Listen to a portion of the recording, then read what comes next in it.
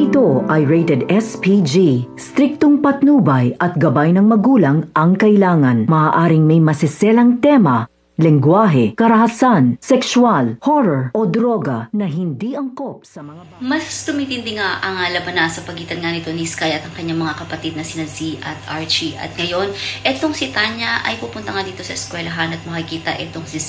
Sinabi nga nito ni Tanya na magpakaayos sila. Kung hindi ay ilalabas niya ang lahat ng baho ng kanilang mga pamilya.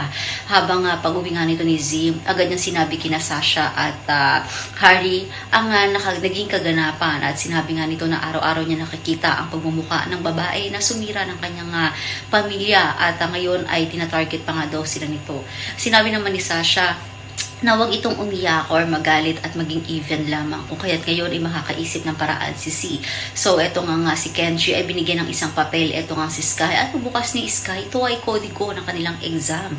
Nakita naman ito ng teacher kung kaya't nagalit ito at agad nagpunta itong si Sky sa principal's office. Tinanong naman ni Sky itong si Kenji kung bakit niya ginawa iyon at sumagot lamang ito sa kanya na sa kanilang dalawa ay siya ang paniniwalaan ng kanilang mga teacher at hindi si Sky. So paano nga ba masusolusyonan ni Sky ang panibagong problemang ito?